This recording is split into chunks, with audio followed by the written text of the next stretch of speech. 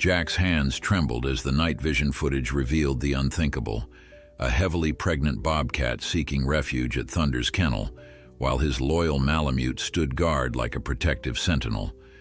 The desperate wild mother had chosen her natural enemy as protector, shattering everything Jack thought he knew about the boundary between wilderness and domestication. Before we continue, don't forget to subscribe to the channel, like the video, and comment where in the world you're watching from. Let's go. The golden light of sunset cast long shadows across the Cedar Creek Ranch as Jack Whitley made his final rounds for the evening. The Montana air carried the first hints of autumn, a crispness that promised the coming change of seasons. At 53, Jack had spent most of his life on this land, the wrinkles around his eyes deepening with each passing year, like the familiar grooves of the dirt roads that crisscrossed his property. As he approached the kennels where his prized Alaskan Malamute Thunder stayed during the nights, something stopped him in his tracks. Paw prints that didn't belong to any dog. They were smaller, more compact, with no claw marks visible in the soft dirt. Jack knelt down, his weathered hand hovering over the distinct impression. Bobcat. And fresh, too. He'd seen them on his property before. This was their territory long before it was his, but never this close to the kennels. Thunder's distinctive howl pierced the evening air, not his usual call, but something different, almost conversational. Jack straightened up, his curiosity piqued. "What's got you all worked up, boy?" he called out, making his way to the large chain-link enclosure where Thunder resided. The massive Malamute, silver and white with piercing blue eyes, stood alert at the fence, his tail raised but not in aggression.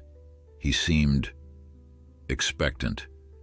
That night, Jack mentioned the tracks to his wife, Helen, as they sat on their porch watching darkness claim the landscape. "Probably just passing through," Helen said, brushing a strand of silver-streaked hair from her face. "The droughts pushed all sorts of wildlife closer to the ranch this year." Jack nodded, but something about Thunder's behavior nagged at him. Maybe, but Thunder wasn't barking like there was a threat. Almost seemed like he was waiting for something. 2 nights later, Jack got his answer. It was Helen who suggested setting up the trail camera.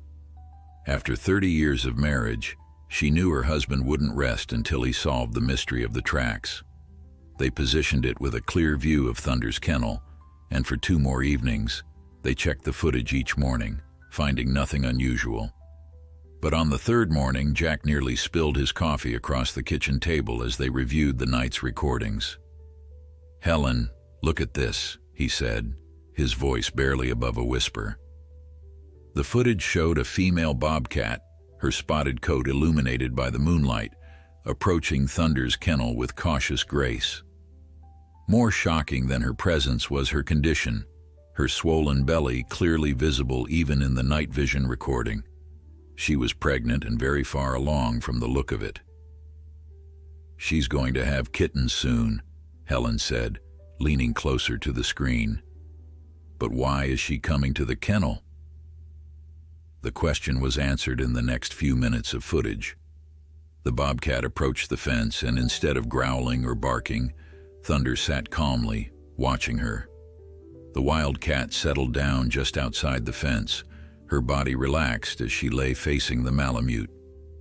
For nearly an hour, they simply sat there, separated by chain link, in what appeared to be a peaceful companionship. "I've never seen anything like it," Jack murmured, rewinding and replaying the footage. "They're just keeping each other company." That evening, Jack stayed up, waiting in the shadows of the barn with his binoculars. Sure enough, just after midnight, the bobcat appeared from the edge of the property, moving with deliberate care toward Thunder's kennel. The Malamute, as if sensing her approach, stood at attention, his tail wagging gently. Jack watched, transfixed, as the scene from the camera footage played out in real life. The pregnant bobcat settled herself outside the kennel, and Thunder lay down facing her, only the fence between them. No aggression, no fear, just two animals from different worlds sharing the quiet night. The next morning, Jack called his old friend Dr. Marcus Reeves, a wildlife biologist at Montana State University. After describing what he'd witnessed and sending the video footage, Marcus's excitement was palpable even through the phone. "Jack, this is extraordinary," the biologist said. "Interspecies relationships like this are rare, especially between predators, and a pregnant bobcat seeking out company. I'd like to come see this for myself if you don't mind." Marcus arrived the following afternoon, his university field vehicle kicking up dust as it rolled down the ranch driveway. At 60, with a salt and pepper beard and the energetic movements of a man half his age, Marcus had spent decades studying Montana's wildlife. He greeted Jack with a firm handshake, his eyes already scanning the property. "Has she returned every night?" he asked as they walked toward the kennels. Jack nodded. "Like clockwork, just after midnight. Stays for about an hour, sometimes longer."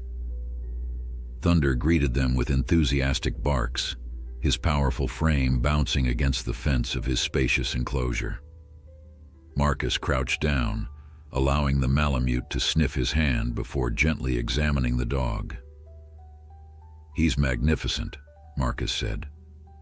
"How long have you had him?" 5 years, Jack replied. "Rescued him from a bad situation up in Great Falls. Previous owner kept him chained up outside, barely fed him. Took months to gain his trust." Marcus nodded thoughtfully. "And no signs of aggression toward the bobcat? None at all?" "Quite the opposite," Helen said, joining them with a tray of iced tea. "He seems to look forward to her visits. Howls if she's late." As darkness fell, Marcus set up his equipment, specialized night vision cameras and sensitive microphones to capture any vocalizations. They retreated to the house, monitoring the live feed from Marcus's laptop on the kitchen table. "So what do you think is happening here, Marcus?" Helen asked, setting down mugs of coffee. The biologist leaned back in his chair, considering the question. "Wildlife behavior is rarely simple, but if I had to guess, I'd say we're looking at two possibilities. First, this bobcat may have had previous positive experiences with dogs, perhaps during her own development. Or second, and this is more intriguing, she might be seeking safety." "Safety?" Jack asked. "From what?" "Bobcat mothers face significant threats to their young," Marcus explained. "Male bobcats, coyotes, other predators, all might kill kittens if they find them. A pregnant female's primary concern is finding a safe place to give birth. Somehow, she's identified Thunder's presence as protection rather than threat." Just after midnight, the laptop screen came to life. The bobcat had returned, moving with the same deliberate grace they'd observed before. This time, however, she seemed more restless, pacing along the fence line while Thunder watched attentively. "Look at her movements," Marcus whispered, though they were safely inside the house. "She's uncomfortable. The kittens may be coming soon." They watched in silent fascination as the unusual companions shared another night. The bobcat eventually settled, but her rest was frequently interrupted by repositioning and evident discomfort.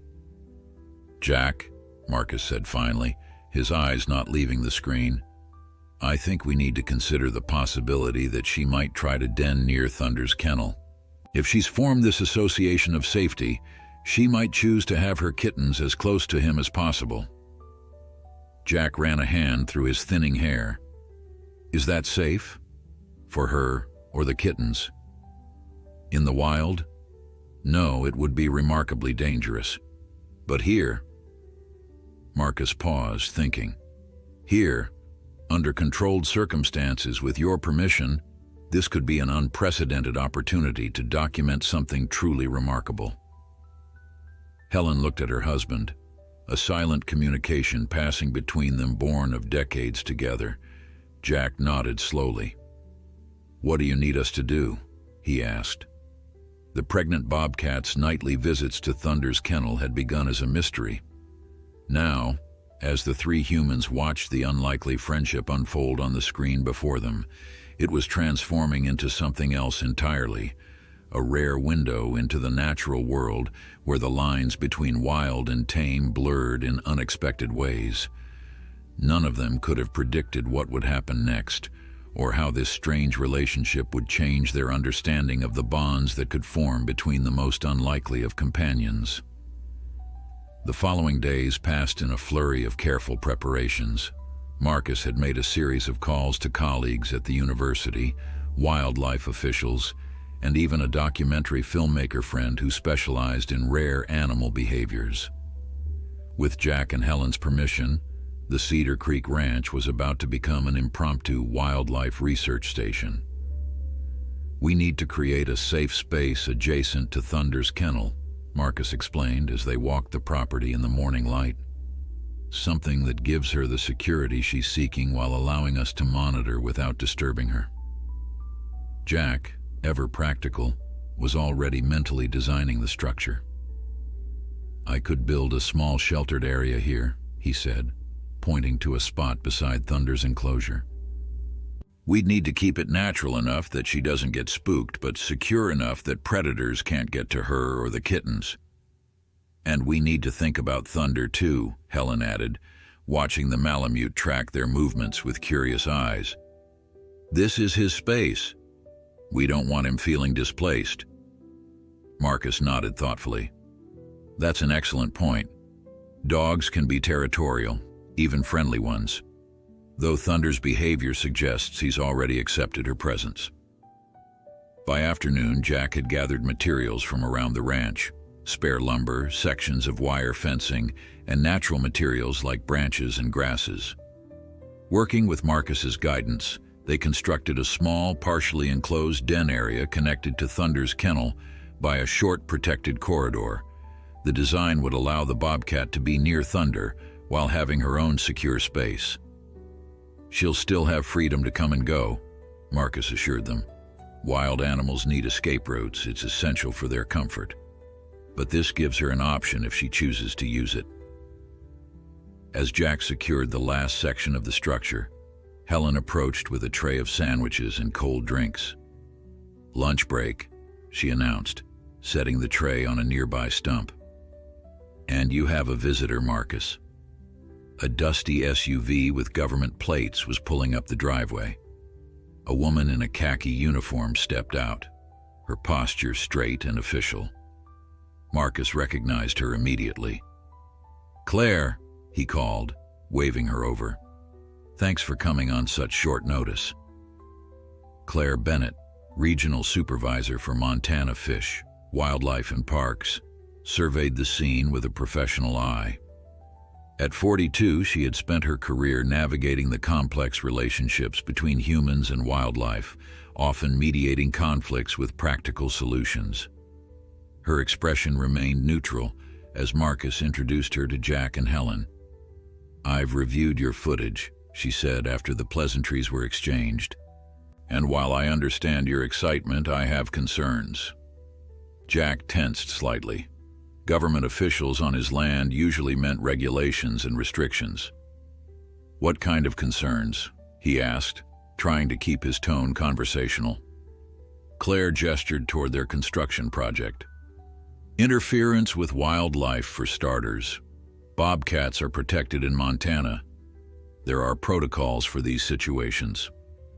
Marcus stepped forward. "Claire, I know the protocols better than most.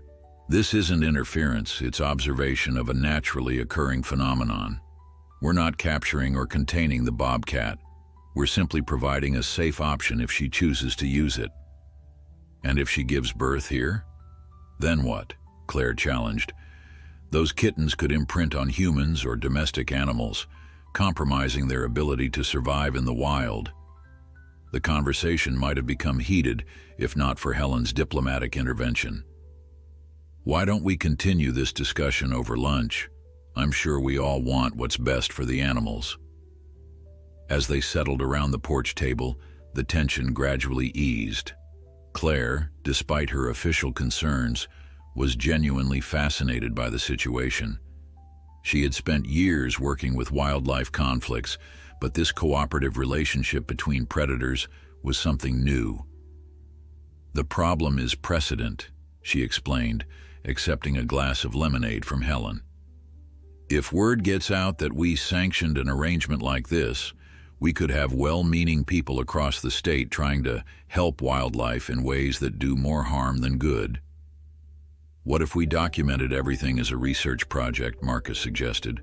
"Proper protocols, regular reports to your department, strict guidelines to ensure minimal human interaction."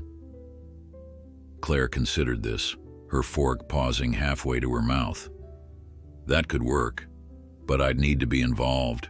Regular inspections, oversight of the documentation." Jack, who had been quietly listening, finally spoke up. "This is still my land, and those are still my decisions to make." His voice wasn't confrontational, just matter of fact. "But I respect what you're saying. If having you involved means we can do right by this bobcat and learn something in the process, then you're welcome here." A tentative agreement was reached. Claire would return with the necessary paperwork to designate the situation as an official research observation, with strict guidelines for everyone involved. As she prepared to leave, the conversation was interrupted by Thunder's distinctive howl. "That's his alert," Jack said, standing up quickly. "Something's happening." They hurried to the kennels, where Thunder stood at attention, eyes fixed on the tree line. There, barely visible in the afternoon shadows, was the bobcat. This was unusual. She had only appeared at night before. "She's panting," Marcus observed, raising his binoculars, "and her movements are labored. I think she's in early labor." The humans retreated to a respectful distance, watching as the pregnant bobcat cautiously approached Thunder's kennel. The Malamute remained still, his posture alert but non-threatening. With slow, deliberate movements, the wildcat inspected the new structure Jack had built. She circled it twice, sniffing carefully, before disappearing back into the woods. "She's checking for safety," Claire said quietly, "deciding if it's suitable." "Will she come back?" Helen asked, concern evident in her voice. Marcus exchanged glances with Claire. "If she's truly in labor, she'll seek the safest place she knows. Whether that's here or somewhere deeper in the woods, we'll find out soon enough." As evening approached, they set up a monitoring station in the barn, close enough to observe but far enough not to disturb. Claire, despite her initial reservations, had decided to stay, her official vehicle now parked alongside Marcus's. "I've never seen anything like this in 20 years with the department," she admitted as they watched the live feed from the cameras. A wild bobcat choosing to associate with a domestic dog during one of her most vulnerable periods. It challenges everything we think we know about wildlife behavior. Darkness fell over Cedar Creek Ranch, the temperature dropping as stars emerged above. On the monitor, Thunder paced his enclosure, occasionally stopping to look toward the woods. The waiting had begun. "Look there," Jack said suddenly, pointing to the screen. A pair of reflective eyes had appeared at the edge of the camera's range. The bobcat had returned, moving with even more difficulty than before. They watched in hushed anticipation as she made her way to the structure they had built. Thunder let out a soft whine as she approached, but remained calm. The wild cat circled the shelter once more, then, in a decision that left them all breathless, slipped inside. "She's chosen to trust," Helen whispered, reaching for Jack's hand. On the monitor, they could see the bobcat arranging herself in the sheltered space, her sides heaving with the effort of early labor. Thunder settled as close to her as the fencing would allow, his large frame providing a barrier between the vulnerable bobcat and the outside world. Nature was unfolding before them in unexpected ways, reminding them all that the boundaries between wild and tame were perhaps more fluid than they had ever imagined. As night deepened, they maintained their vigil, witnesses to a remarkable moment where two worlds converged in the miracle of impending birth. The night deepened around Cedar Creek Ranch as the unlikely drama continued to unfold. In the barn, converted now into an impromptu research station, Jack, Helen, Marcus, and Claire maintained their vigil, eyes fixed on the monitors that showed the Bobcat's progress. Thunder remained a steady presence, lying as close to the shared fence as possible, his massive form creating a shield between the vulnerable wildcat and the outside world. Her contractions are about 7 minutes apart now, Marcus noted, checking his watch against the Bobcat's visible discomfort. The first kitten should arrive within the hour if everything progresses normally. Helen had prepared coffee and sandwiches, knowing it would be a long night. She passed them around silently, everyone too engrossed in the unfolding miracle to make much conversation. Jack paced occasionally, his rancher's instincts making him restless in the face of an animal in labor, even though he knew there was nothing he could or should do to intervene. "I've assisted with countless calvings," he muttered, accepting a mug from Helen. "Feels strange to just watch and not help." Claire, who had been quietly making notes in her official logbook, looked up. "That's the hardest part of wildlife management," she said with unexpected sympathy, "knowing when to step back. Wild animals have been giving birth without our help for millennia." "Still," Jack replied, "doesn't make it any easier to watch." On the screen, the Bobcat's discomfort was increasingly evident. She repositioned herself several times, her sides heaving with contractions. What struck them all was how frequently she looked toward Thunder, as if drawing comfort from his presence. The Malamute remained alert but calm, occasionally making soft vocalizations that seemed almost reassuring. "The dynamics here are fascinating," Marcus said, his scientific mind working even as he was moved by the scene. In the wild, a male dog would be a serious threat to a female bobcat, especially one giving birth, yet she's clearly seeking his presence for security. "Maybe she's not seeing him as a dog," Helen suggested. "Maybe she's seeing him as, I don't know, just another being who's shown her no harm." The Bobcat suddenly went very still, her body tense with effort. Minutes ticked by in breathless silence. "There," Claire whispered, pointing to the screen. "The first one." A tiny, wet bundle had appeared. With maternal efficiency, the Bobcat began cleaning her firstborn, her rough tongue stimulating the kitten to life. Its first mewling cry was barely audible through the monitoring equipment, but it sent a wave of emotion through the human observers. "It's alive," Helen said, tears welling in her eyes. Thunder's reaction was immediate and surprising. He sat up, ears perked forward, his attention fixed on the tiny new life. He made a soft whining sound, different from anything they'd heard from him before. "He knows," Jack said with wonder. "Somehow he understands what's happening." Over the next 2 hours, the miracle repeated itself 3 more times. By dawn, 4 tiny bobcat kittens nestled against their exhausted mother, their wet fur gradually drying into the distinctive spotted pattern of their species. Throughout the entire process, Thunder had maintained his protective vigil, reacting to each birth with the same attentive interest, occasionally pacing when the mother seemed in particular distress, but always returning to his post beside her. As sunrise painted the Montana landscape in gold and pink, the 4 humans emerged from the barn, stretching tired limbs and sharing the unique bond of those who have witnessed something extraordinary together. 4 healthy kittens, Marcus said, the scientist in him satisfied with the successful outcome. All appear to be nursing well. The mother is exhausted but showing normal postpartum behavior. Claire closed her notebook, her official demeanor softened by the night's events. "I'll need to report this, of course, but I think we can classify it as a successful non-intervention observation, as long as protocols are followed moving forward." Jack nodded, knowing that those protocols would mean maintaining distance, limiting human presence, and ensuring the wild family could eventually return to the forest when the time was right. Part of him already felt protective of the kittens, born on his land, but he understood the necessity of letting nature take its course. "I'm going to check on Thunder," he said, heading toward the kennels. "Poor boy's been up all night too."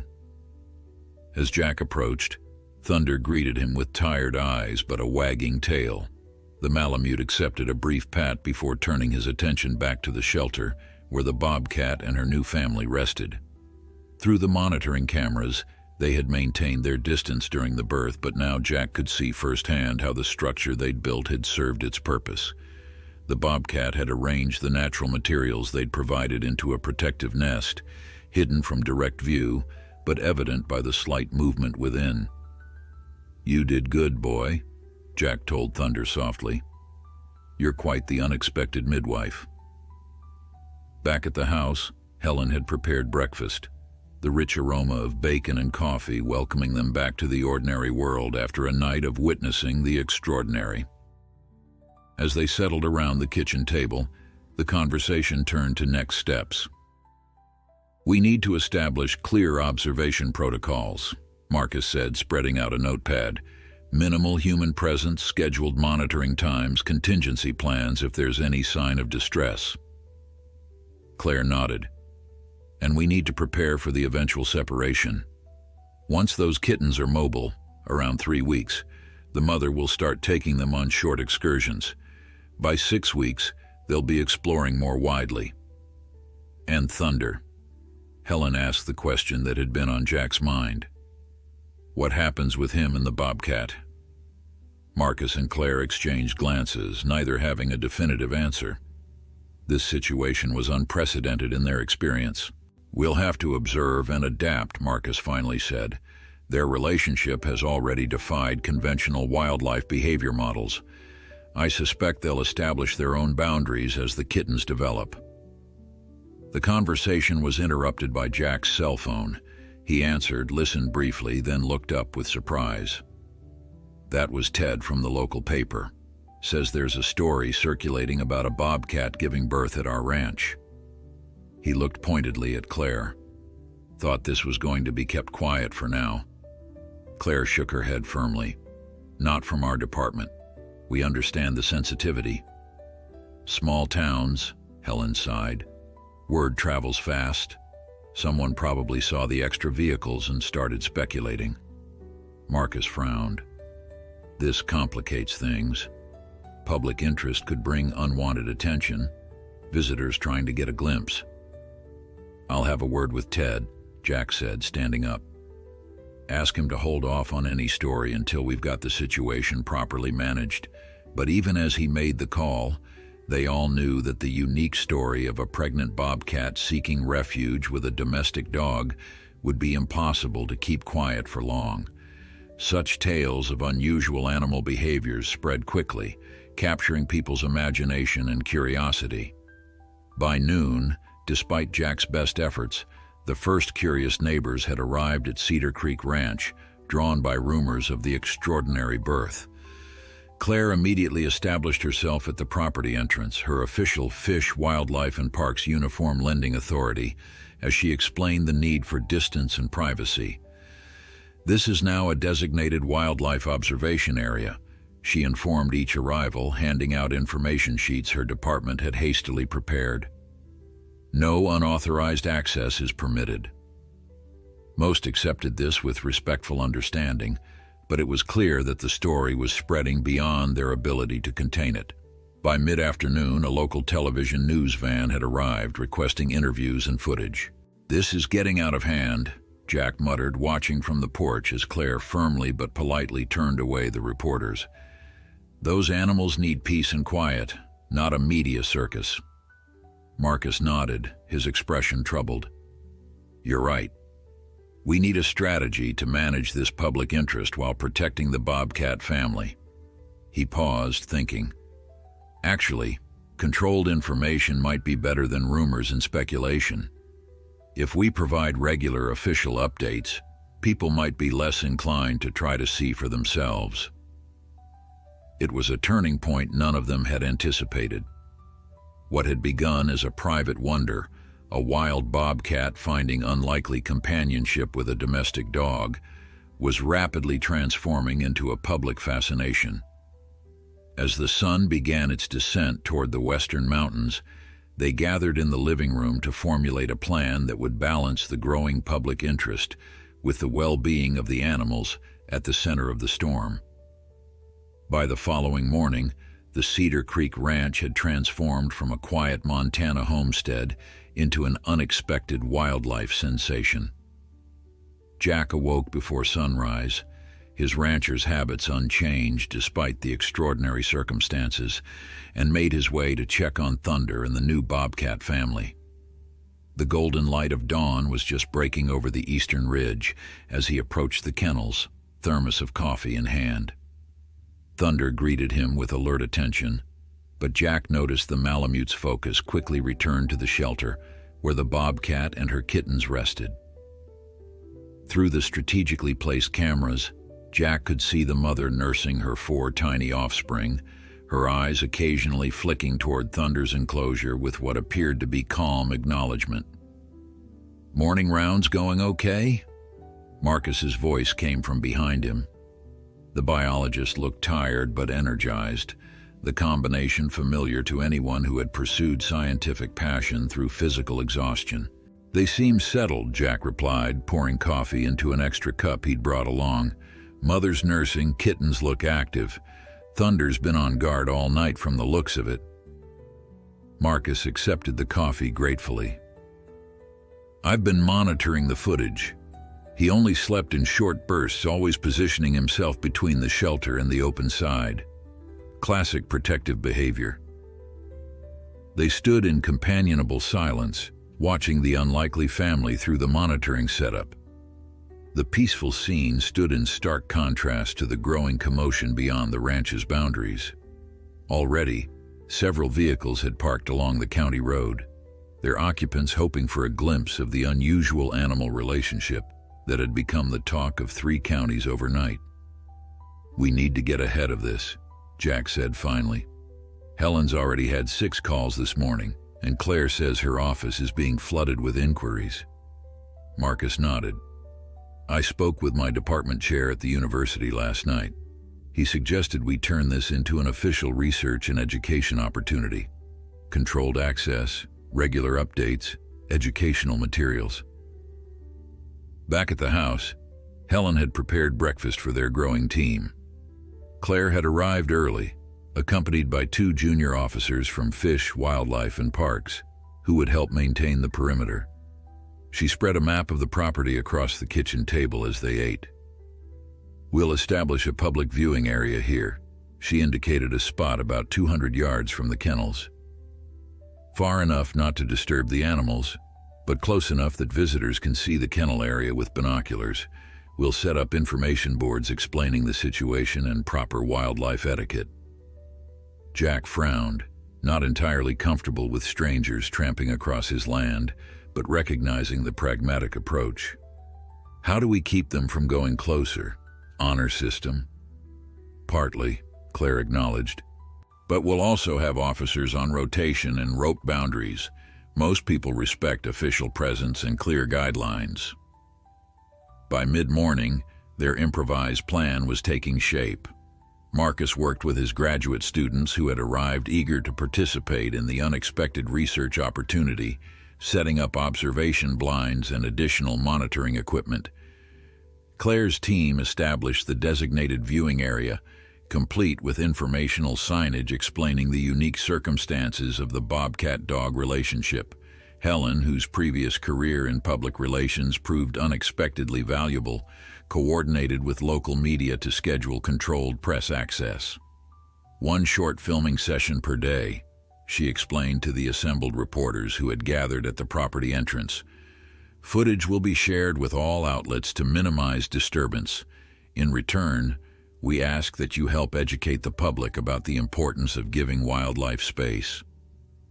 Jack found himself increasingly grateful for his wife's diplomatic skills as she navigated the growing media interest with firm grace. When a reporter pushed for closer access, suggesting the public had a right to see this natural wonder, Helen's response was polite but unyielding. "The public's right to curiosity doesn't supersede these animals' right to peace," she said, her voice carrying just enough steel to end the discussion. "We're offering responsible access. That's the only option on the table." By afternoon, a rhythm had been established. Small groups of visitors were guided to the viewing area, where Marcus or one of his students provided brief educational talks about bobcat behavior, reproduction, and the unusual circumstances of this particular situation. A large monitor displayed live footage from the cameras, allowing visitors to see the mother and kittens without approaching the actual den. Most people were respectful, genuinely moved by the story of Thunder's unexpected role as protector. Children especially seemed captivated by the idea of a friendship between species traditionally seen as adversaries. "Is the dog the kitten's daddy?" one small boy asked during a viewing session, causing a ripple of laughter among the adults. Marcus knelt to the child's level. "No, Thunder is a different species, a dog, while the kittens are bobcats. But he's acting as a protector for their family, which is very unusual in nature. We're learning a lot by watching their relationship." As the humans managed the growing public interest, life continued its miraculous progression within the sheltered den. The 4 kittens, still blind and helpless, depended entirely on their mother's care, nursing frequently and growing visibly stronger with each passing day. The bobcat mother remained cautious but surprisingly tolerant of the distant human presence, seeming to understand that these particular humans posed no threat to her vulnerable family. Most remarkable was her continued acceptance of Thunder's proximity. Conventional wildlife knowledge would have predicted extreme defensive behavior from a mother bobcat near any potential predator, especially with newborn kittens.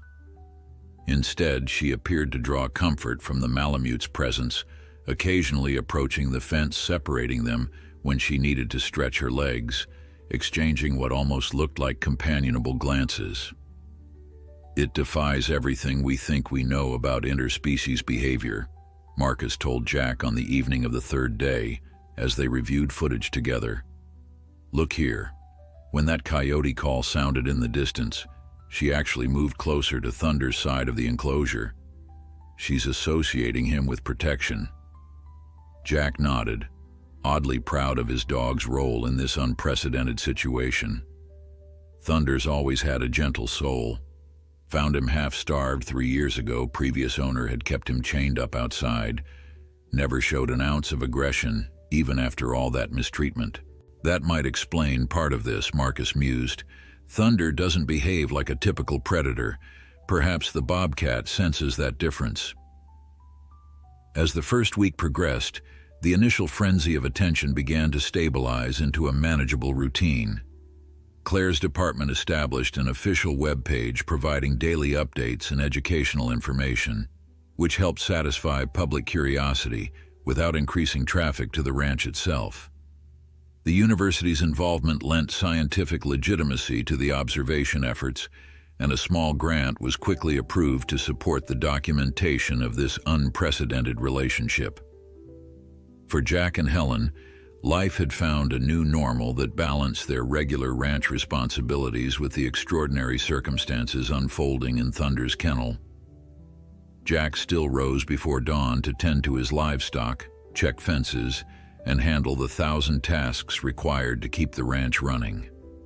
Helen maintained her careful management of the public aspects, becoming an unexpected advocate for wildlife education in the process. On the 7th evening, as they sat on their porch watching the sunset paint the mountains in fiery hues, Helen reached for Jack's hand.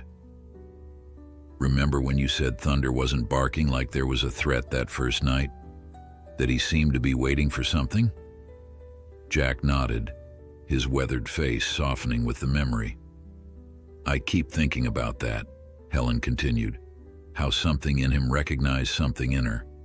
Not as prey, not as threat, but as, I don't know, a soul in need, maybe. Jack squeezed her hand, not needing to voice his agreement.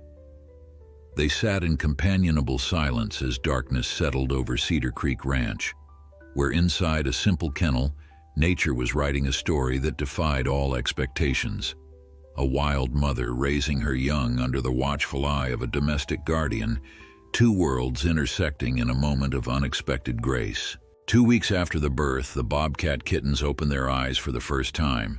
The moment was captured on the monitoring cameras and spread quickly across social media, touching hearts far beyond Montana's borders. The tiny spotted felines, each no larger than a softball, began to explore their sheltered world with wobbling steps and uncertain movements that were both comical and endearing. Their mother watched with the vigilant patience universal to maternal care, occasionally gathering wayward explorers back with gentle nudges and soft vocalizations. Thunder's reaction to the kitten's new awareness was particularly fascinating to the researchers. The Malamute seemed to understand that something had changed, spending more time at the connecting fence, his posture alert but relaxed, his blue eyes tracking the small movements with evident interest. When the kittens approached the fence, drawn by curiosity about this giant creature sharing their space, Thunder would lower himself to the ground, making himself less imposing. "It's remarkable adaptive behavior," Dr. Eliza Watson observed. As one of the country's leading experts on canid-felid interactions, she had arrived at Cedar Creek Ranch the previous day, invited by Marcus to consult on the unprecedented situation. "He's deliberately making himself appear less threatening, a behavior we typically only see in adult animals attempting to socialize with juveniles of their own species." Marcus nodded, making notes on his tablet as they observed from the research blind. "The question is whether this is instinctive or learned behavior. Has Thunder been around kittens or puppies before?" Jack, who had joined them for the morning observation, shook his head. "Not that I know of. He was about 2 years old when I rescued him, already full grown. The rescue didn't mention any history with young animals." "Then this is even more significant," Eliza said, her excitement evident despite her professional demeanor. "We may be witnessing a form of cross-species empathy that hasn't been documented before, at least not in this particular combination of animals." The scientific interest in the unusual relationship had grown exponentially over the past 2 weeks. What had begun as a local curiosity had evolved into a legitimate research opportunity, attracting attention from wildlife behaviorists, conservation specialists, and even neurobiologists interested in the mechanics of cross-species bonding. The university had expanded its initial grant, allowing for more sophisticated monitoring equipment and supporting a rotating team of graduate students who maintained 24-hour observation. For Jack and Helen, the growing scientific significance of what was happening on their property came with mixed emotions. There was pride, certainly, in Thunder's central role in what Marcus now referred to as potentially groundbreaking interspecies behavioral study, but there was also concern about the long-term implications for both Thunder and the Bobcat family. "What happens when the kittens are ready to leave?" Helen asked during a quiet moment with Jack, away from the researchers and visitors. "Will she just take them and go? And what will that do to Thunder?" Jack had been wondering the same thing, though he hadn't voiced it aloud. Over the past 2 weeks, he'd watched his dog form what could only be described as a bond with the wild family sharing his space. Thunder still performed his regular duties when Jack took him out, helping with the livestock, accompanying him on perimeter checks, but the Malamute always seemed eager to return to his kennel, to resume his self-appointed role as guardian. "I don't know," he admitted, "but nature has its way of sorting these things out. The Bobcat's wild. She'll follow her instincts when the time comes." As if nature had heard their discussion and decided to add a complication, that evening brought an unexpected development. Marcus called them just after sunset, his voice tense with concern. "You need to see this," he said when they arrived at the monitoring station. "The mother left about 20 minutes ago. Normal behavior. She's been making short hunting trips. But look at what happened after she left." The footage showed Thunder in clear distress, pacing anxiously along the fence line. More surprisingly, the kittens, instead of huddling together in their mother's absence, as they had during previous hunting trips, were actively approaching the fence, mewling and reaching their tiny paws toward the agitated dog. "He wants to get to them," Jack said, understanding his dog's body language immediately. "He's worried about them being alone." "Exactly," Marcus replied. "This is the first time we've seen such pronounced separation anxiety from Thunder, and the kitten's behavior suggests they've formed an attachment to him as well." Helen watched the footage with growing concern. Will the mother return? Could she abandon them if she senses they've bonded with Thunder? Marcus shook his head. Highly unlikely. Maternal instinct is incredibly strong in bobcats, but this does raise questions about the kitten's developing understanding of species boundaries. They didn't have to wait long for the next development. The bobcat returned shortly after, a rabbit clutched in her jaws. The cameras captured her pausing at the entrance to the shelter, clearly sensing that something was different. She dropped her prey and approached the fence where Thunder still paced. What happened next left even the experienced researchers speechless. The bobcat made a soft churring sound, and Thunder immediately calmed, lying down at the fence with his nose as close to the barrier as possible. The mother bobcat mirrored his position on her side, and for several moments they simply remained that way, separated by wire mesh but seemingly communicating in some silent language. "They're reassuring each other," Eliza whispered, as if afraid her voice might break the spell of the moment even through the remote monitoring system. After this brief exchange, the bobcat returned to her kittens and the rabbit she'd brought, while Thunder settled into his usual protective position, visibly calmer now that the wild mother had returned.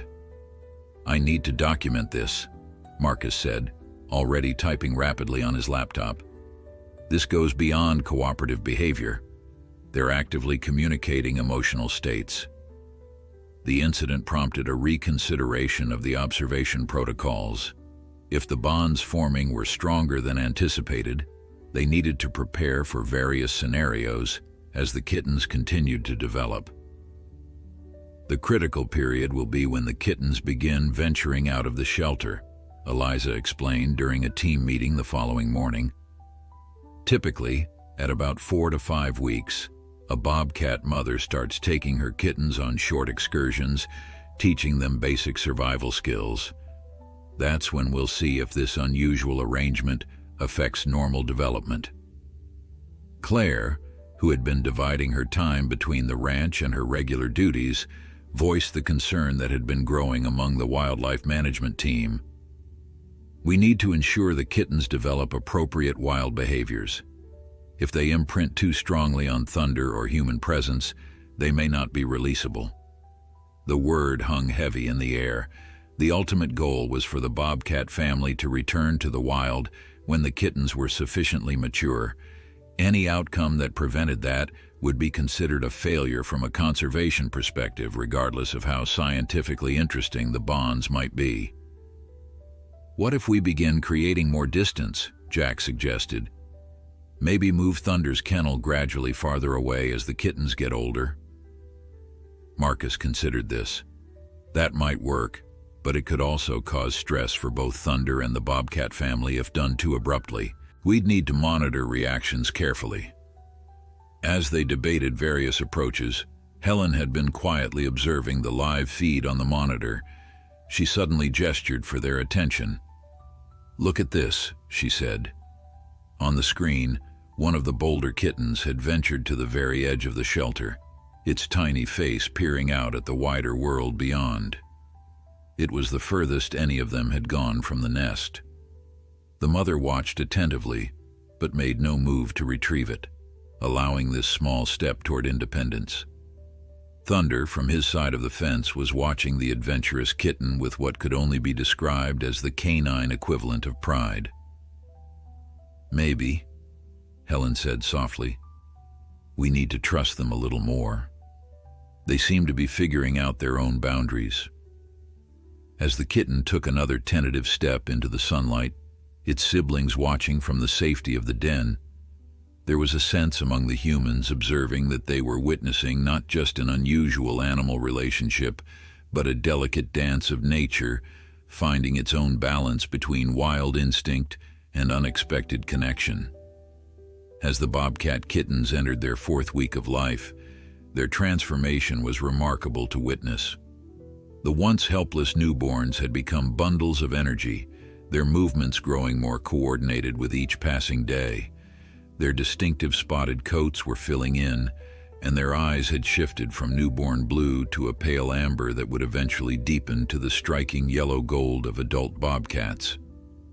Most significantly, their personalities were emerging, 4 distinct characters sharing the same spotted pattern, but displaying individual traits that delighted observers. The largest one, we're calling him Bold, always leads the explorations, Marcus explained to a group of wildlife biology students who had been granted special access as part of their advanced field studies course. The smallest female, Whisper, is the most cautious but often observes and then accomplishes tasks more efficiently than her siblings. The naming had been Helen's idea, a way to track individual development without compromising the kitten's wild nature.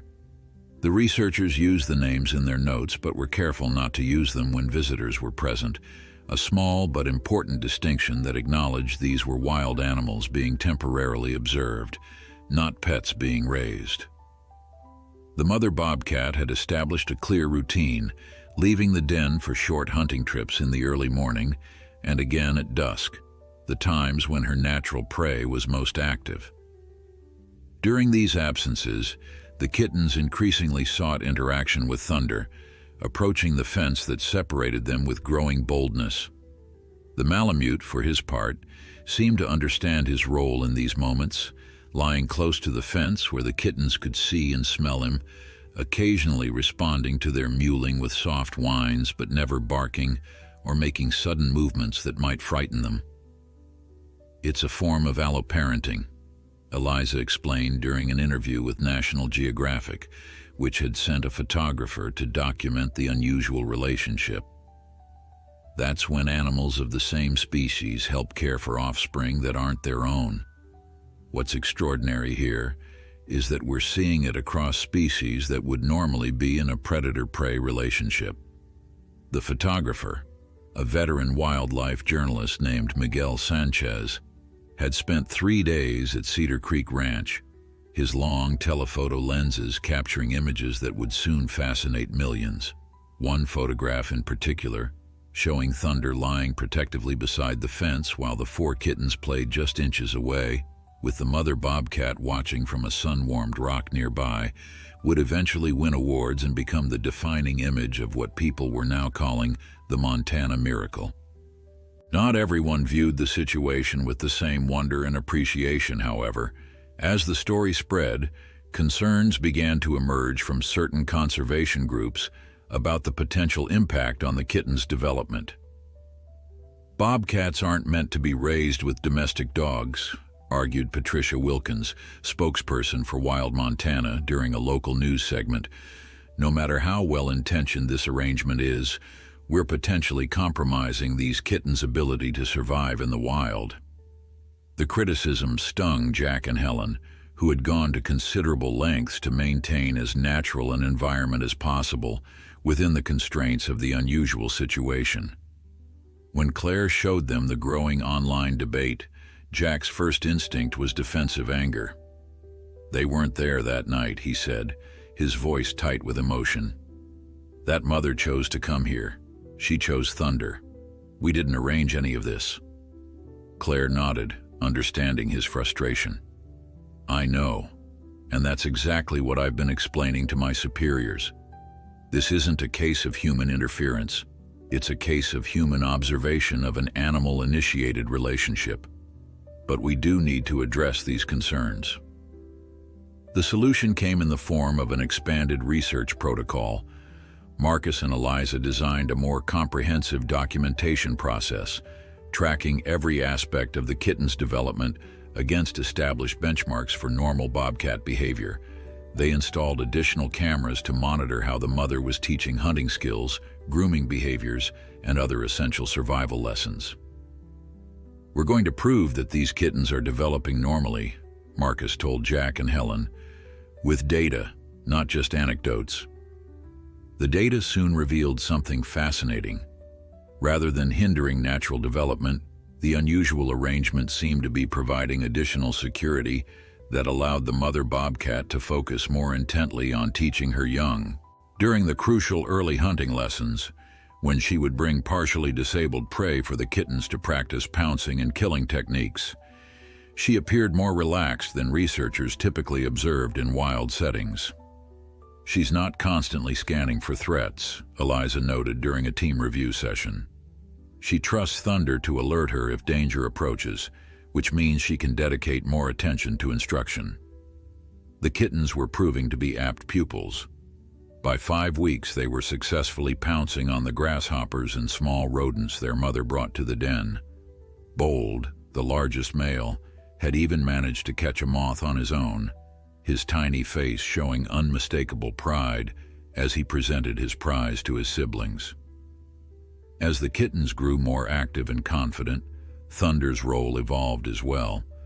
The Malamute began demonstrating what Marcus termed boundary-setting behavior, occasionally making a low grumbling sound when the kittens became too rambunctious near the fence. Far from frightening them, this seemed to help establish parameters for their play, much as their mother's occasional correction guided their behavior. "He's essentially functioning as a secondary authority figure," Marcus explained to Jack as they observed this interaction, "which actually mirrors how wild bobcats develop in areas where they might encounter adult males of their species." One morning in the 6th week, the mother bobcat initiated a new phase in her offspring's education. As the humans watched through binoculars from the observation blind, she led the 4 kittens out of the shelter for the first time, guiding them into the secure enclosure that had been built adjacent to Thunder's kennel. The kittens followed in a straggling line, their movements still awkward, but gaining confidence with each step. The mother led them in a circuit of the enclosure, pausing frequently to allow them to investigate interesting scents or practice climbing on the low branches that had been positioned for this purpose. Throughout this excursion, Thunder watched attentively from his side of the fence, his posture alert but calm. When the family returned to the shelter after about 20 minutes, the mother did something unexpected. She approached Thunder's fence and made the soft churring sound they had come to recognize as her greeting for him. The Malamute responded with a gentle whine, and for a brief moment, their noses almost touched through the wire mesh. "It's almost like she's thanking him," Helen whispered, watching through binoculars beside Marcus. "Like she's acknowledging his role in keeping them safe for that first outing." "Anthropomorphizing is risky in wildlife research," Marcus replied, though his voice held wonder rather than criticism. "But in this case, I'm not sure how else to interpret that interaction." These supervised excursions became regular events, growing longer as the kittens gained strength and coordination. By the 7th week, the mother was allowing them to explore the entire enclosure, watching from elevated positions as they practiced stalking and pouncing on each other, developed climbing skills, and began to show the first signs of the territorial awareness that would be crucial to their survival in the wild. Through it all, Thunder maintained his protective presence, his behavior adjusting as the kittens grew. He seemed to understand that they needed less direct attention now, often positioning himself at the perimeter of the enclosure, facing outward as if standing guard against potential threats from the wider world. "He's giving them space to develop independence," Jack observed one evening as he and Helen watched the family from their porch, the kittens visible as small moving shapes in the twilight.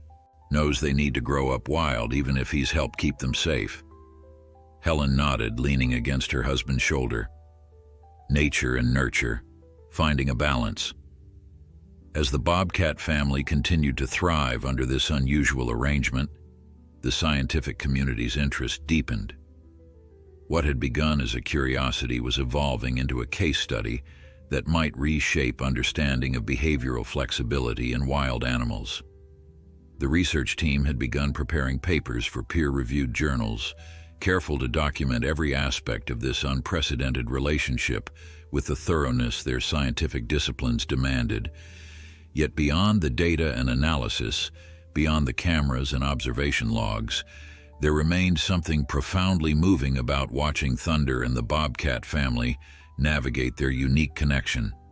A reminder that in the space between wild and domestic, nature sometimes wrote its own unexpected rules. At 8 weeks old, the Bobcat kittens had transformed from clumsy, wobbling creatures into miniature predators. Their movements had taken on the characteristic fluid grace of their species, though still punctuated by occasional kittenish tumbles when excitement overtook coordination. The bold one, aptly named by the research team, was now regularly climbing to the top of the sheltered area, surveying his expanding world with unmistakable curiosity. His siblings followed his example with varying degrees of enthusiasm, their individual personalities shaping their approach to exploration. The mother Bobcat had begun a new phase in their education. Rather than bringing partially disabled prey for practice, she now occasionally returned from hunting trips empty-pawed, then led the kittens on what Marcus called hunting tutorials, short expeditions within the protected enclosure, where she demonstrated stalking techniques on grasshoppers, field mice, and other small creatures that made their way into the space. "She's advancing their curriculum," Eliza commented as they reviewed footage of the mother crouched in classic hunting position, her kittens mirroring her stance with comical seriousness. Moving from play hunting to actual technique, right on schedule developmentally despite the unusual circumstances. Thunder had adapted to this new phase as well, seeming to understand that his role was evolving. He spent less time directly alongside the fence, instead patrolling the perimeter of the larger area, particularly when the mother was teaching hunting skills. It was as if he knew to give them space for these important lessons, while still providing a protective boundary against the outside world. "He's not interfering with their learning, but he's still watching over them," Jack observed during an evening check. Smart enough to know they need both. The team had been meticulously documenting every aspect of the kitten's development, building a comprehensive data set that would eventually form the backbone of several scientific papers. Weight measurements, behavioral milestones, hunting success rates, all were tracked against known benchmarks for wild bobcat development. "The data is remarkable," Marcus told Claire during her weekly site visit. "They're hitting every developmental marker right on target, sometimes even ahead of schedule. If anything, they seem to be thriving beyond what we typically observe in purely wild settings." Claire nodded, reviewing the charts on Marcus's tablet. "That's reassuring from a wildlife management perspective. The last thing we want is to release animals that can't survive." The mention of release brought a moment of silence. Though still months away, the eventual separation of the Bobcat family from Thunder and from the research project itself remained the unspoken endpoint of this extraordinary journey. For Jack and Helen, whose daily lives had become intertwined with the rhythms of the unusual animal family, it was a bittersweet prospect. "Will Thunder understand when they're gone?" Helen had asked Jack late one night, the question that had been weighing on her mind finally finding voice. Jack had no easy answer. Dogs formed attachments, created bonds, felt loss. He'd seen it in every working dog he'd ever owned. Thunder's connection to the Bobcat family was unprecedented, existing outside the normal parameters of canine relationships. How he would process their eventual departure was impossible to predict. The question became more pressing when, in the 9th week, the mother Bobcat initiated another significant developmental step. Just after dawn, when the research team was changing shifts, she led her kittens beyond the immediate enclosure for the first time, guiding them through a small opening in the outer fence that had been deliberately left to allow her freedom of movement while containing the kittens until they were mature enough for wider exploration. The monitoring cameras captured the moment, the mother slipping gracefully through the opening, then turning to wait expectantly. The kittens hesitated, sensing the boundary that had defined their world was being crossed. Bold moved first, following his mother with only brief hesitation. Whisper, true to her cautious nature, examined the opening thoroughly before proceeding. The other two siblings followed, and soon all 5 bobcats had disappeared into the underbrush beyond the enclosure's edge. The research team immediately alerted Jack and Marcus, who arrived at the observation post within minutes.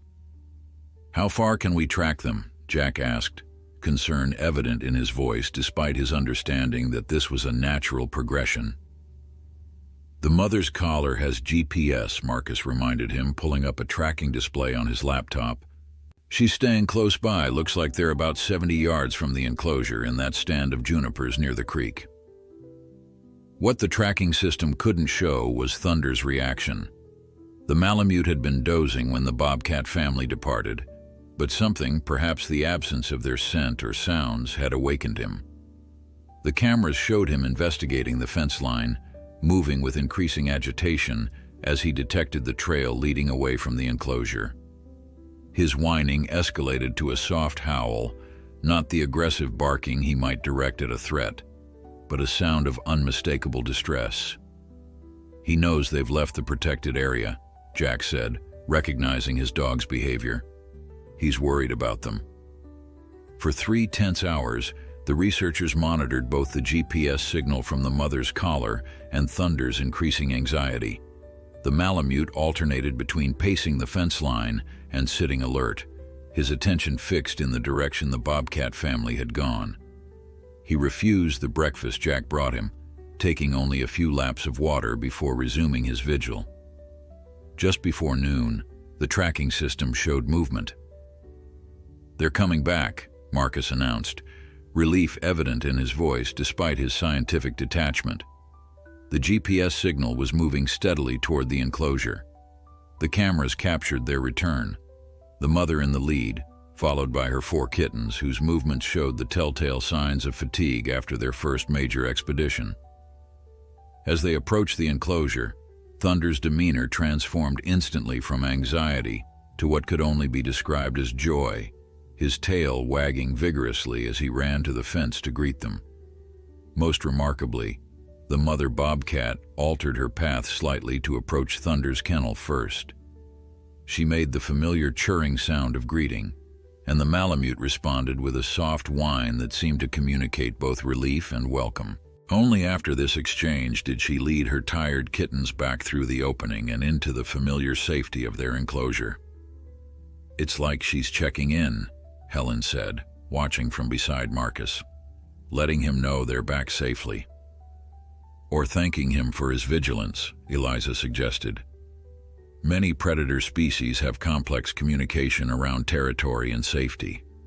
We're witnessing something that crosses those species' boundaries in ways we've never documented before." The first excursion beyond the enclosure marked a turning point. Over the following days, the mother began taking her kittens on increasingly longer expeditions, venturing further from the kennel area each time. The pattern remained consistent. Departures in the early morning, returns by midday, with Thunder maintaining his anxious vigil until they were safely back within the protected area. Each return followed the same ritual, the mother approaching Thunder first, the brief communication through the fence, then leading her kittens back to the shelter. It was as if she was acknowledging the Malamute's role in their family system, maintaining the connection even as she prepared her offspring for a more independent existence. The research team adjusted their protocols to accommodate these wider movements, deploying additional cameras in the surrounding forest and establishing observation blinds along likely travel routes. The data they gathered from these excursions proved invaluable, showing how the mother was systematically introducing her kittens to the skills they would need for survival, finding water sources, identifying prey trails, recognizing territory markers of other predators. She's creating a graduated curriculum, Marcus explained during a presentation to visiting conservation officials. Starting with basic skills in the protected enclosure, then expanding to practical application in the wider environment. It's textbook wild-field parenting despite the unusual circumstances of their early weeks. For Thunder, each excursion and return seemed to be preparing him as well, not for his own independence, but for the inevitable moment when the returns would stop. Though no one could know what understanding the Malamute had of the situation, his behavior suggested a growing acceptance of the Bobcat family's increasing autonomy, his anxiety during their absences gradually diminishing, even as his welcome upon their return remained enthusiastic. "He's learning to let them go," Jack said quietly to Helen as they watched one of these reunions, one step at a time. The unusual bond between domestic guardian and wild family continued to captivate public imagination. The research team's carefully curated updates drew millions of views online, and educational programs based on the Cedar Creek Ranch experience were being developed for schools across the country. What had begun as a pregnant bobcat seeking shelter had evolved into something that was changing how people understood the relationships between species traditionally seen as separate and often adversarial. By the 12th week, the bobcat kittens had graduated from supervised excursions to more independent exploration. Though they still returned to the safety of the enclosure each evening, their daily adventures took them farther into the surrounding forest, their confidence growing with each successful hunt, each new territory marker established. The mother's training was shifting from direct instruction to watchful supervision, allowing her offspring to make small mistakes from which they could learn without facing life-threatening danger. The changes were evident in their physical development as well. No longer could they be called kittens without qualification. They were adolescents now, their bodies lengthening, their movements taking on the purposeful efficiency of predators rather than the playful bouncing of infants. Bold, the largest male, had developed muscular shoulders that hinted at the powerful adult he would become, while Whisper, the smallest female, had refined her stalking technique to near invisibility, often appearing seemingly from nowhere to surprise her siblings during their practice hunts. For Thunder, these changes brought a shifting role. The Malamute still maintained his protective watch, but with a different quality now. Less the anxious guardian of vulnerable infants, more the experienced sentry acknowledging fellow predators. When the family returned from their increasingly lengthy absences, the greeting ritual remained, but had evolved into a briefer acknowledgement rather than the extended communications of earlier weeks. "He's recognizing their growing independence," Jack observed one evening as Thunder watched the family return from a day-long expedition, giving them the space they need to become what they're meant to be. The scientific team had begun preparing their preliminary findings for publication, knowing that the Bobcat family's story would soon enter a new phase. The data they had gathered was unprecedented. Detailed documentation of cross-species protective behavior, maternal training techniques, and developmental milestones in an environment that blended wild and domestic elements. What makes this case unique isn't just the interspecies relationship, Marcus explained to a group of visiting researchers from the University of Wyoming. It's that we've been able to observe complete developmental progression without the artificial constraints of captivity or the limited visibility of purely wild observation. The public fascination with the unusual family had evolved as well. What had begun as a human interest story about unlikely animal friends had deepened into an educational opportunity that reached far beyond Montana. The research team's weekly updates had attracted a dedicated following online, with teachers incorporating the Bobcat family's journey into lessons about ecology, animal behavior, and conservation. Children around the country followed the adolescent bobcat's progress, learning alongside them about the complexities of the natural world. "We've received over 3,000 letters from school children," Helen told Jack one evening, sorting through the day's mail. "Most of them include drawings of Thunder and the Bobcats.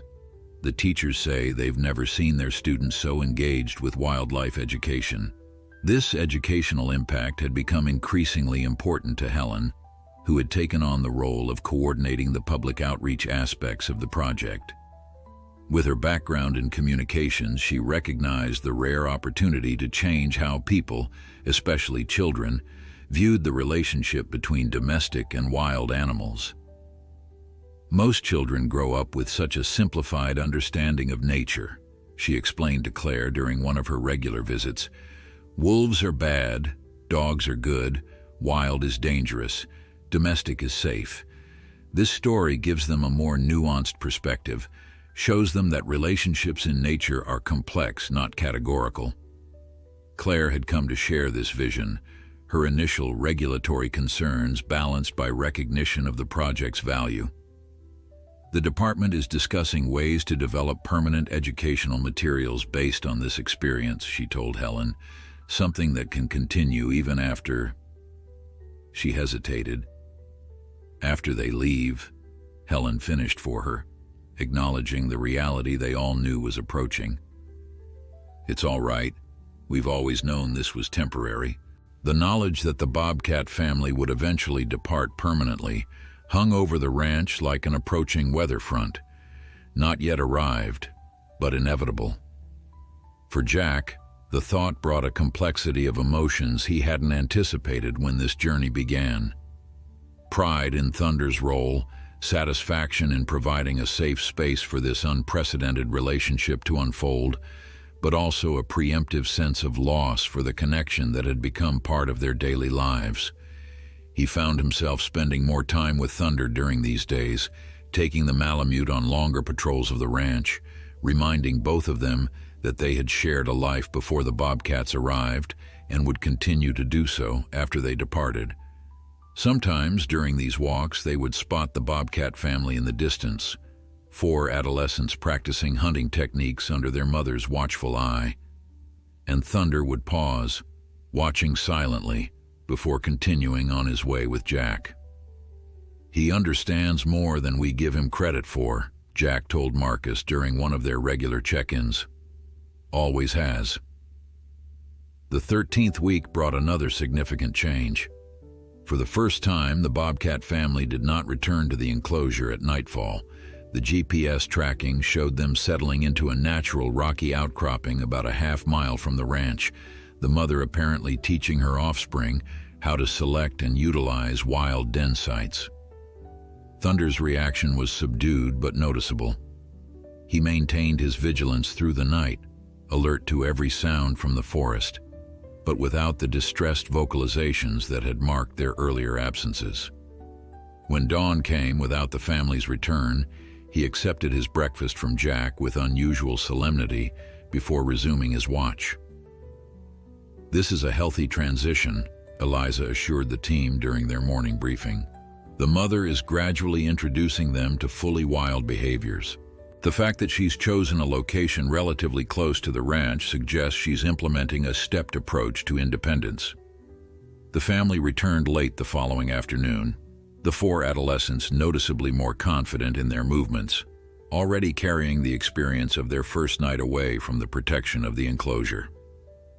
As always, the mother approached Thunder's fence first, making the familiar greeting sound.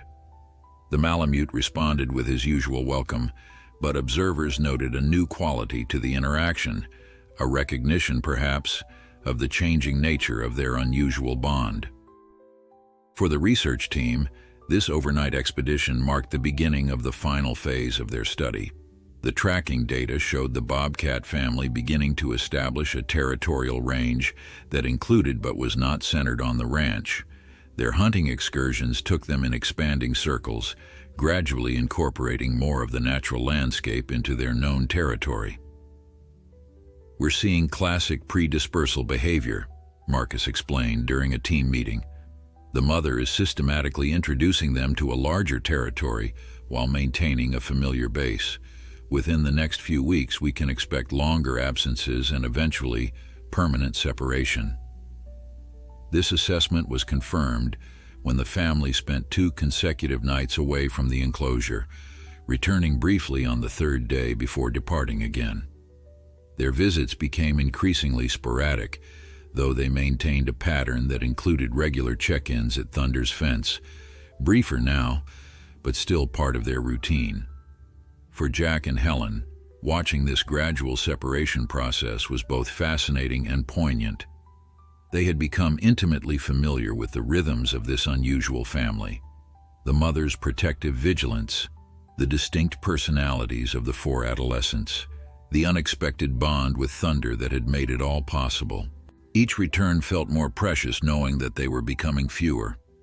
"I keep reminding myself that this is what success looks like," Helen said to Jack as they watched a particularly brief visit during the 14th week. "They're healthy. They're learning to be wild. They're doing exactly what nature intended." Jack nodded, his arm around his wife's shoulders. "Doesn't make it any easier to let go, though." As if understanding their conversation, Thunder approached the fence where the Bobcats had been just moments before, his nose working the air that still carried their scent. He looked back at Jack and Helen before settling into his usual watchful position, a guardian whose charges were gradually outgrowing his protection. The story of Cedar Creek Ranch was entering its final chapter. Not an ending, but a transition to a new phase where success would be measured not by closeness, but by the healthy distance of wild creatures living as nature intended. By the 16th week, the visits from the Bobcat family had become increasingly unpredictable. Sometimes they would disappear for 3 or 4 days before returning briefly to the ranch.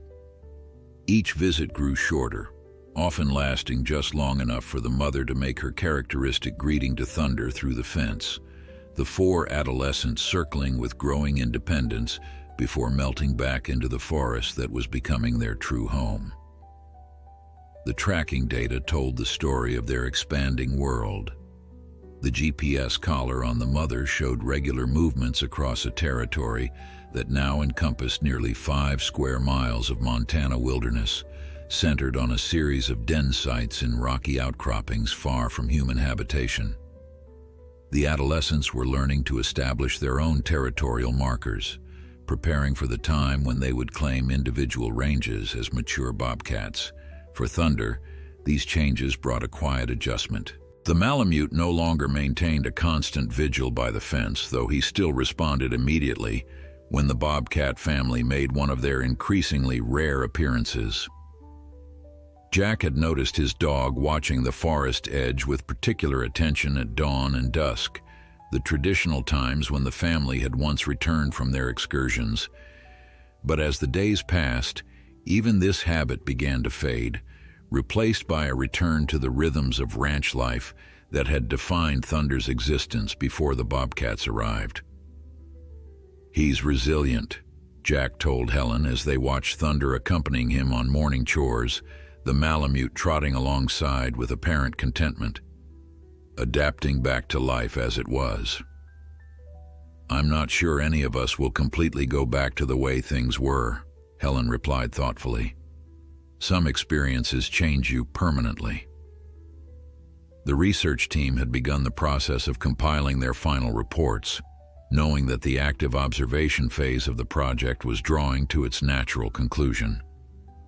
The cameras remained in place, documenting the Bobcat family's visits when they occurred, but the continuous monitoring had been scaled back as the scientific focus shifted to analyzing the unprecedented data they had gathered.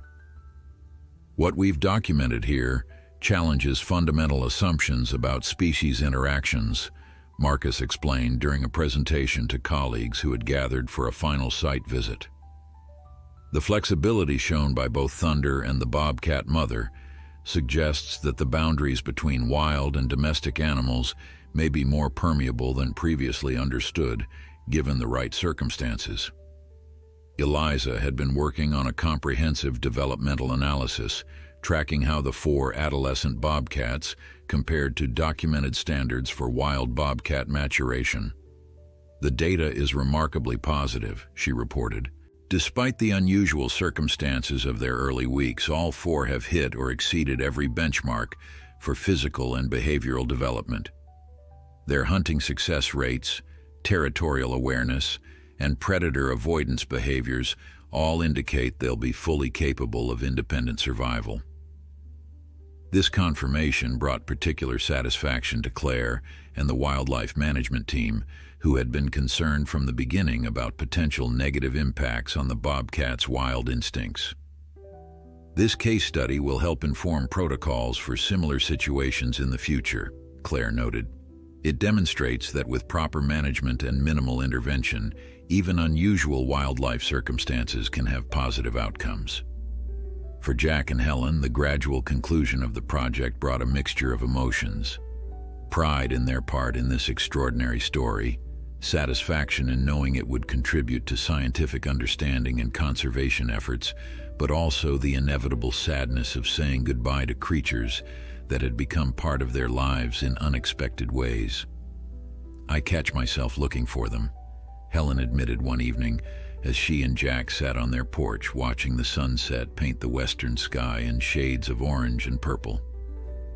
"When I'm out walking or working in the garden, just a quick glance toward the woods, hoping to catch a glimpse." Jack nodded, understanding perfectly. "Me too. Funny how quickly they became part of the place, isn't it? A few months ago, we didn't even know they existed." The educational impact of the Cedar Creek Ranch experience had extended far beyond what any of them had anticipated. Schools across the country had incorporated the Bobcat family's story into their curricula, using it to teach not just wildlife biology, but also broader lessons about coexistence and adaptation. The research team had received funding to develop comprehensive educational materials that would ensure the legacy of this unusual relationship continued long after the active observation ended. Most significantly, the State Wildlife Agency had used the positive public response to launch a broader conservation initiative focused on protecting bobcat habitat throughout Montana. What had begun as a single pregnant bobcat seeking shelter had catalyzed a movement that might benefit the entire species. "Your dog has probably done more for bobcat conservation than decades of traditional advocacy," Claire told Jack during one of her final official visits. "People connect with stories like this in a way they never do with statistics or policy arguments." As the 18th week began, the tracking data showed the bobcat family ranging farther than ever before, venturing into the northern reaches of their expanding territory. They had not returned to the ranch for nearly a week, the longest absence since the beginning of their independence. The research team had begun discussing the possibility that they might not return at all, that the transition to fully wild existence might already be complete. Then, on a crisp autumn morning, Jack spotted movement at the forest edge while making his rounds. He paused, hardly daring to hope, then reached for the binoculars he'd taken to carrying during his chores. Through the lenses he saw them, the mother bobcat leading her four nearly grown offspring in a deliberate line toward the ranch. They moved with the confident grace of wild predators now, their spotted coats blending with the dappled forest shadows appearing and disappearing with each step. Jack reached for his radio to alert the research team, then hesitated, deciding to watch this moment unfold without disruption. The bobcat family approached the edge of what had once been their enclosure, now standing open as it had for weeks. The four adolescents waited at a distance while the mother continued forward alone, moving with purpose toward Thunder's kennel. The Malamute had spotted them already, his posture alert but calm as he approached the fence. The greeting was brief: the familiar soft chirr from the bobcat, a gentle whine from Thunder, but carried a finality that Jack could sense even from a distance. The mother bobcat held the Malamute's gaze for a long moment before turning back toward her waiting offspring. She did not enter the enclosure, did not investigate the shelter that had once housed her newborns. Instead, she rejoined her adolescent children, and with a flick of her tail, led them back toward the forest. Jack watched until they disappeared from view, the lump in his throat making it difficult to swallow. Only then did he radio the house. "Helen," he said, his voice rough with emotion. They came back. One last time. The tracking data over the following days confirmed what Jack had instinctively understood in that moment. The Bobcat family was moving steadily northward, establishing a permanent territory in the wilder reaches of the national forest that bordered the ranch. The visit had not been a return, but a farewell. For Thunder, this final encounter seemed to bring a kind of closure. In the days that followed, Jack noticed a subtle shift in his dog's behavior, a relaxing of the vigilance he had maintained for so many weeks, a return to the comfortable rhythms of ranch life without the constant awareness of the fence line. Sometimes he would still look toward the forest edge, especially at dawn and dusk, but without the expectation that had once characterized his watch. "He knows," Jack told Marcus, as they began the process of removing the cameras and monitoring equipment that had documented this extraordinary journey. "Understands they've moved on for good." Marcus nodded, his scientific detachment temporarily set aside in acknowledgement of the emotional weight of the moment. "We tend to underestimate what animals comprehend about their relationships.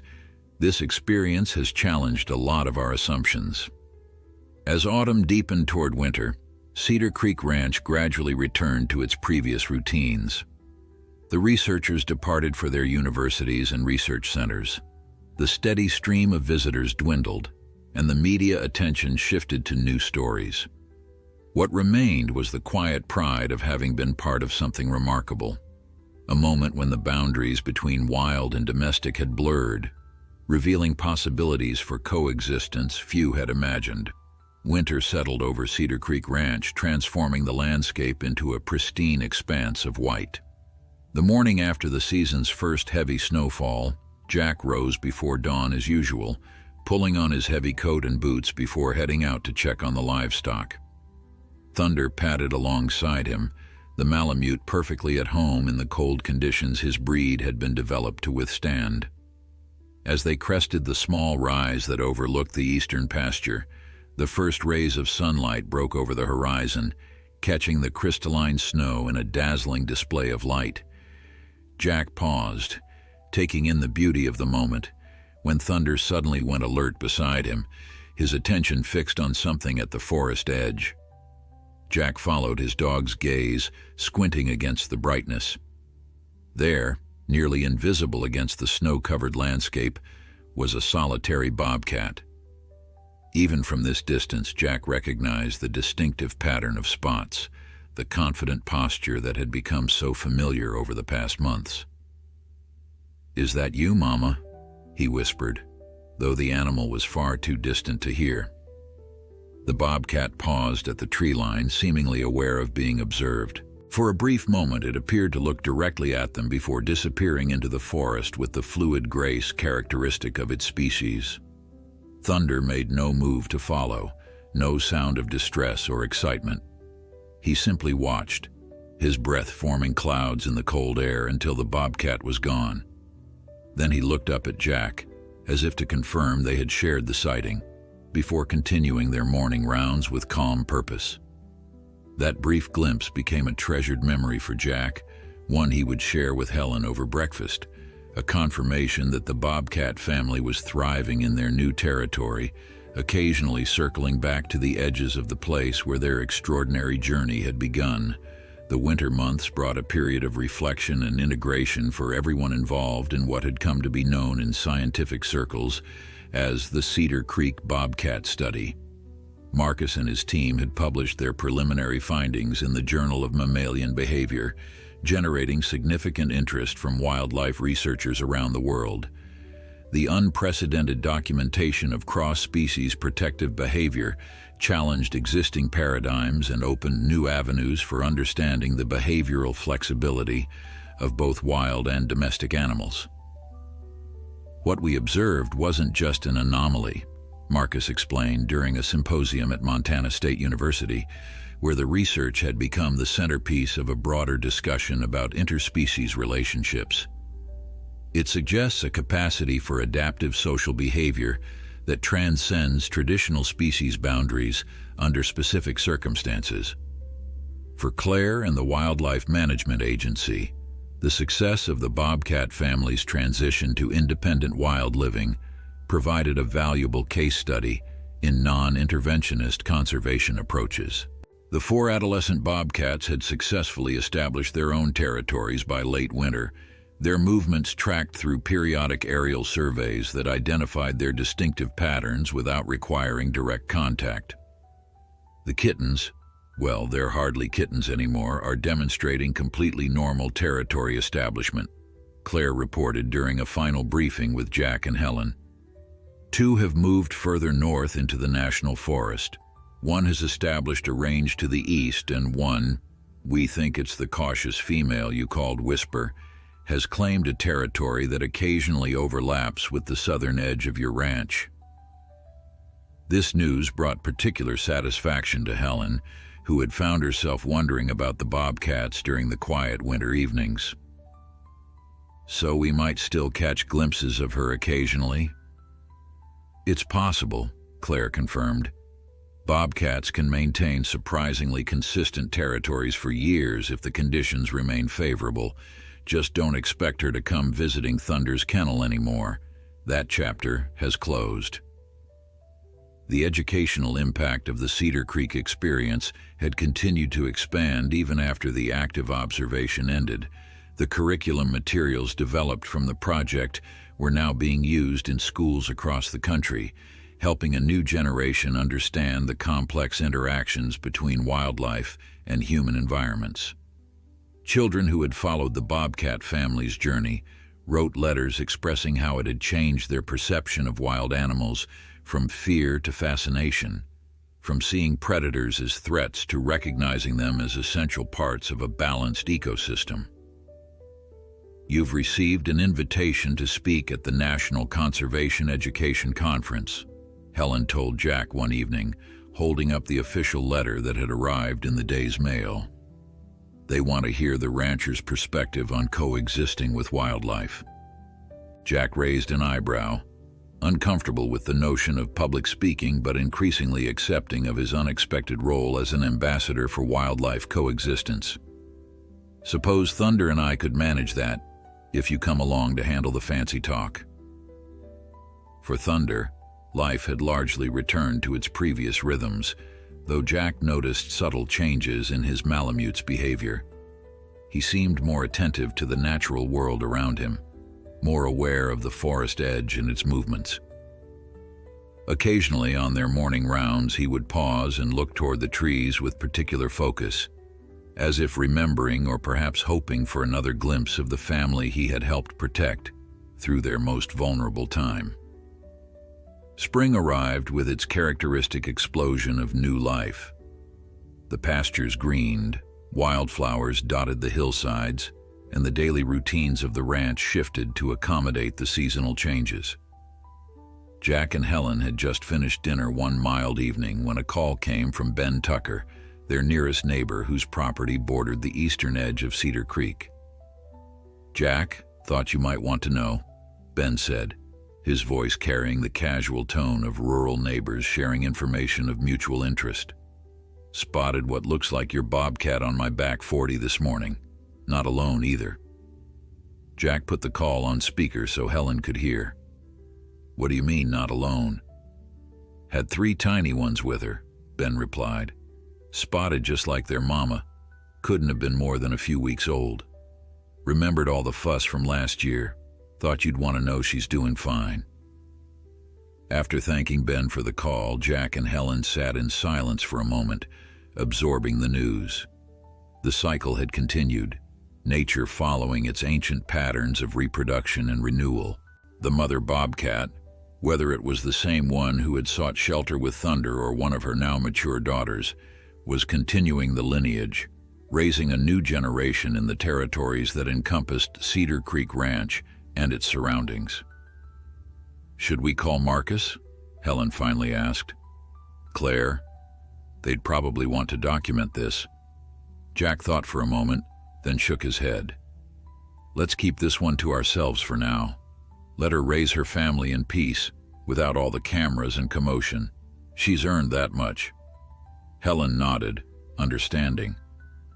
Some things belong to the private relationship between the land and those who called it home, both the human caretakers and the wild creatures who shared its bounty.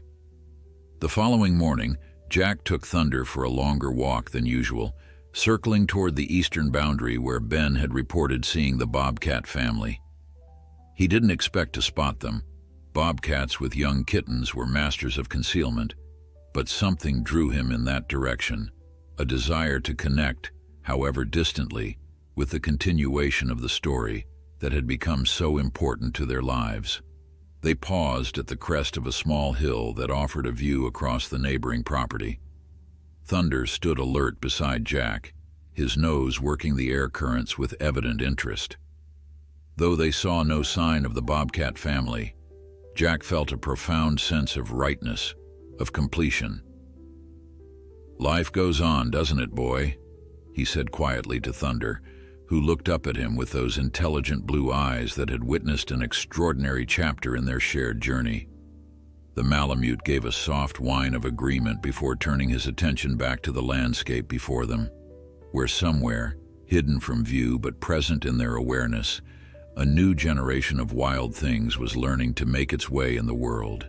As they walked back toward the ranch house, Jack reflected on how a single unexpected arrival, a pregnant bobcat seeking shelter in a dog's kennel, had rippled outward to touch so many lives, changing perspectives, challenging assumptions, creating connections that crossed the boundaries between wild and domestic.